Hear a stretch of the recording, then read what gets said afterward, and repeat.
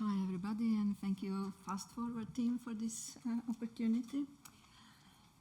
So I took out so many of this presentation to be on time, but I hope you will understand what I have in mind. So when we are talking about the first decades after the World War II in Yugoslavia, the reality that women lived and worked in was far from the idealized image of gender equality. There were numerous divisions in society that were not spoken about. The position of women was difficult, and despite their efforts, even after the Second World War, women were frequently considered to be mentally inferior and their roles reduced to protectors of men, mothers, nurturers, and so on. During the Second World War, many women became literate, and women's print media, which was published and edited by women, was also important. A range of magazines that had already appeared during the interwar period. Their focus was on the image of the new woman who was active, who participated in historical events, and who took all kinds of jobs. Addressing women from all levels of society, women's magazines also introduced a visual narrative, the image that is news in itself, which helped women by offering them opportunity to recognize the reality that they lived in. In those early days, it was the appearance of Elvira Kohn that led to a significant shift in the perception of women's photography. Kohn began her career in the early 30s in Dubrovnik. Kohn was Jewish, and she and her family lived a difficult life. Many of them became the victims of concentration camps. During the war, Kohn herself was imprisoned in the concentration camp on the island of Rab. But luckily she escaped, and in 1943 she joined the partisans. She was the State Anti-Fascist Council for the National Liberation of Croatia, only female photojournalist, and recorded a range of interesting scenes, many of which she gave titles to herself. Like Scene and Where To Now. Although she largely photographed meetings and various anti-fascist events, she possessed the ability to communicate with her subjects, and she therefore did not emphasize the ideological context. In contrast to many other images of this time, for the most part unsigned, her visual language was formed primarily on the general human conceptual level, without idealizing or emphasizing individual roles. After the Second World War, total gender equality was promoted in Yugoslav, new, modern, secular, and enlightened society. After the first post-war years, a period in which women built themselves up politically and culturally, from the 1950s onwards, the character, role, appearance, and abilities of the new socialist woman were being considered. But instead of the anticipated advancement of women in various fields, it began to be expected of a woman that she is, and I quote, neat and behaves politely.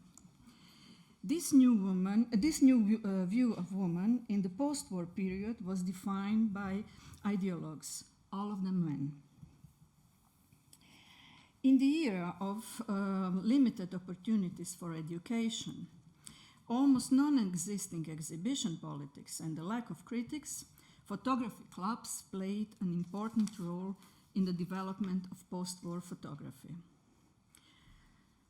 The Zagreb Photo Club was one of the strongest in the former Yugoslavia, and he operated under the umbrella of the newly formed centralized organization Narodna Tehnika, the People's Technological Association, which was founded in the late 40s. The goal of Narodna Tehnika was to educate the population in technology so that it could record the achievements of socialist modernization and participate in the construction of the new character, the socialist citizen. The ideological content was sacred and served only one goal, to display the achievements of the socialist project. This kind of ideological frame was dominant all the way up to the 50s, after which it all but disappeared. One of the first women active in the Zagreb Photo Club was Zlata Laura Mizner. And while her opus is largely characterized by aestheticized images emphasizing a particular atmosphere, along with the occasional experiment with multiple exposure and solarization, she will be remembered as the first woman to teach photography, first at the graphic school and then in the newly established School of Applied Arts in Zagreb. Judging from her surviving works, it is difficult to determine why her opus is discussed as a contribution to feminist art history. She was credited with an aesthetic of subjective photography in which a belief in modernization is presented through personal subjective expression. But this connection should be considered with caution because the conditions, development, and belief in modernism in the post-war Germany and Yugoslavia are not comparable in many respects. The photography club environment was important for the development of women's photography. Nevertheless, the first group exhibition occurred as late as 1973. Although overviews of club events see the 70s as a time of the weakening of collective style, in which every photographer displays their own views on photography, it was precisely in this period that the women's section that was established. The first exhibition was held in 1973 at the Gallery of Art Photography in Zagreb. 1 year later, this annual exhibition, traditionally linked to the 8th of March, was organized in the Zagreb City Museum until 1988. Slavka Pavić participated in all of the women's section exhibition. Still an active photographer today, and she is now around 92-93. Pavić learned about photography when she began assisting her husband Milan Pavić in the second half of the 50s. And he was one of the important modernist photographers, photojournalists who documented intensive post-war urban changes, especially in Croatia. Slavka photographs were created for the most part during walks through the city and its surrounds, and on trips through Croatia and Yugoslavia. In the scenes she photographs, she insists on pictorialism, the relationship between forms, and the relationship between details and the whole. Some of her works were created all by accidentally, such as the ladder she noticed between two fair pavilions, while the horse riders she photographed in New Zagreb, not far from the hippodrome, interpreted as an endless natural space, lack even a single detail that might suggest an urban context. Erika Schmieder likewise was active member of the Zagreb Photo Club. Schmieder was one of the first women to receive a formal secondary school education in photography at the School of Applied Arts, and she gained additional knowledge and experience assisting her father in his photography studio. The distinct nature of her work is contained in the fact that not long after her graduation, she began working at the architectural studio in Zagreb, where she worked for the full 2 decades as a photographer. She photographed projects, mock-ups, interiors, and equipment for the studio, during which she developed her interest in spatial compositions, as well as the specific tectonics of light in public space.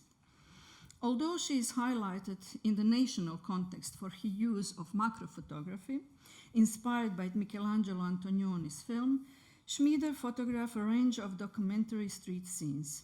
In these images, there is a discernible sensibility for interpersonal relationships, while the individual photographs critically testify to the social reality that she came across, and occasionally emphasized in her titles. The chosen theme that the members presented at the annual exhibition of the women's section of the Zagreb Photo Club from 1973 onwards was personal. Based on existing documents, it is clear that for the most part, these were portraits, landscapes, photographs of children, and occasionally urban scenes. Nudes were very rare, while it is surprising that although we are discussing the 70s, there were no critical approach that might comment on political, social, and other events. Only later, in 1979, would the women's section hold its first and only thematic exhibition entitled What I Like and What I Don't Like in Zagreb, at which, with a few photographs of rubbish and the dilapidated state of the city, they commented of the immediate surroundings. In the 1975, the Belgrade photojournalist Srba Vranić founded the first Yugoslav exhibition of women's photography in Belgrade, organized by the magazine Politika Bazar and the Photography Association of Yugoslavia. The first Yugoslav exhibition was held under the patronage of Jovanka Broz, the wife of Yugoslav president. The extent to which politics had an impact on this event is reflected in media coverage. The first exhibition was accompanied by several photographs from the World War II era, among others the work of Elvira Kohn, who did not participate in the exhibition. It is also worth mentioning that even in articles from Politika Bazar, a lack of faith in women with cameras is noted, despite the fact that it was 1975. Daniela Lushin, who participated in the exhibition and was the member of the Zagreb Photo Club, see the reason for this in the historical division of photography, which was always a male domain, and therefore women's work is, and I quote, unobtrusive. They photograph landscapes, portraits. They select places where nobody bothers them. Models they know well, subjects they are close to. One of the youngest participants in the women's section exhibition was Ivančica Privora. For the second exhibition of the women's section, held in 1974, Privora created life-sized photographs of dancers, displaying them on the free sides of the prism-like structure as a kind of hybrid photographic sculpture. Her interest in bodies in motion and dancers led her to a series of nude self-portraits that she took in 1977, primarily because nobody wants to pose for her. The movements and gestures she photographs can be understood as a kind of performance for the camera, in which creative desire transcends through the body movements. She was also interested in body's transformation.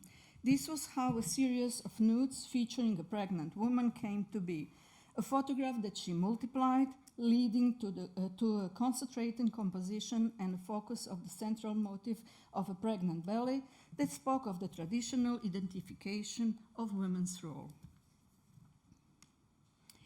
To conclude, I will discuss two artists who took up photography in the 60s and 70s and achieved noticeable shifts in the treatment of the medium and content. One of them is Vera Fischer, an artist who continually used various media. She separated her existential position onto two separate poles, depicting herself and even behaving like a small girl.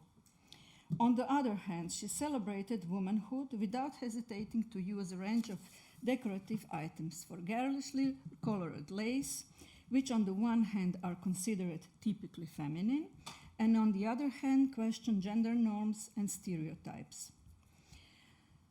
The most notable pieces of her opus are collages that she made in the second half of the 60s, considered as a local contribution to the pop art. Her photographic work is made up of a range of images that she paired in a specific way.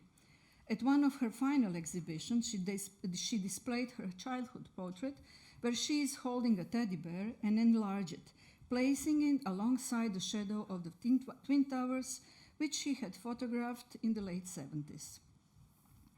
She frequently defined her existential position in this way, associating a whole range of items from everyday life with her movements through the city and her travels, with her desire never to grow up.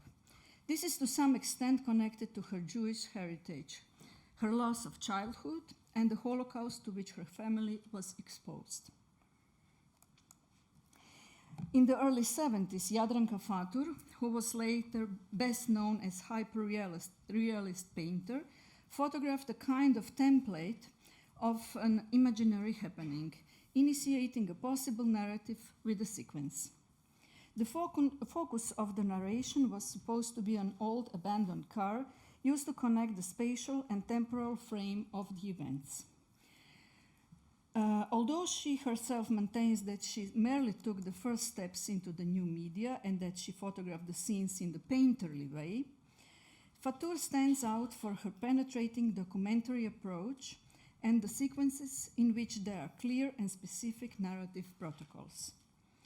Much of this emerged from witnessing changes, such as moving to a new part of the city, which even the view on the door knob could inspire and emphasize shortenings. Her scenes in public spaces are sometimes on the verge of incidents, such as the sequence of the man posting a letter who did not want his face photographed, or an old lady at Zagreb main marketplace who did not like photographers' interest at all.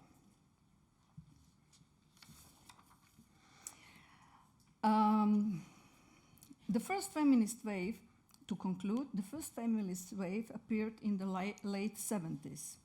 But even at that time, the cliched norms of behavior, the privileging of male power and control, and the marginalization of women continued to be reality in which female artists were formed and worked.